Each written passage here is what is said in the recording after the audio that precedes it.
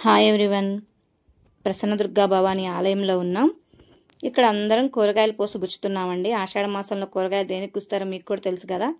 అవునండి, మీరు అనుకున్నట్టు మా అమ్మవారికి శాకాంబరీదేవి అలంకరణ చేస్తున్నారు, అందుకని అలంకరిస్తున్నారు. ఇక్కడ ఎన్ని రకాల కూరగాయలు ఉన్నాయి చూడండి. పచ్చిమిరపకాయలు, గోరుచిక్కుళ్ళు, పుదీనా, కరేపాకు, కొత్తిమీర వచ్చేసి కాకరకాయ, బీరకాయలు, బెండకాయలు, దొండకాయలు, క్యారెట్, క్యాబేజీ, బీట్రూట్, ఎన్ని వంకాయలు, ఎన్ని రకాల కూరగాయలు ఉన్నాయి, అన్నీ ఉన్నాయి.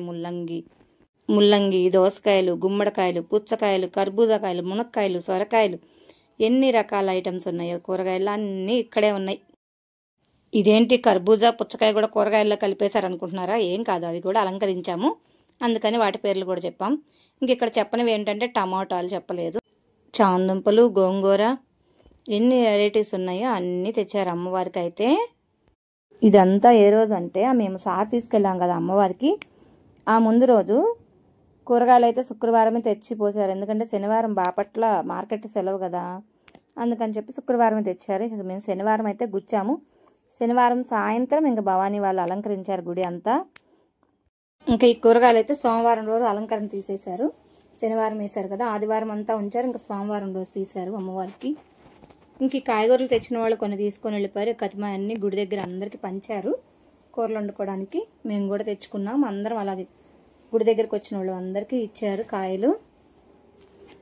ఎవరైనా కొత్తగా మా ఛానల్ చూస్తుంటే వాచ్ చేయండి, సబ్స్క్రైబ్ చేయండి, ప్లీజ్ లైక్ చేయండి, కామెంట్ కూడా ఇవ్వండి. మీరు లైక్ చేస్తే వీడియో ఎక్కువ మందికి వెళ్తుంది. ఇంకా అమ్మవారు అయితే శాకాంబరి అలంకరణలో ఇలా ఉన్నారు. అమ్మవారి వీడియోలన్నీ 1 by 1 అన్నీ పెడుతున్నాము. ఖచ్చితంగా ఫుల్ వీడియోలు చూడండి. షార్ట్ వీడియోల్లో కొంచెమే ఉంటుంది, ఎక్కువే ఉండవు కదా. ఫుల్ వీడియోలో అయితే మొత్తం వీడియో మొత్తం పెడుతున్నాం.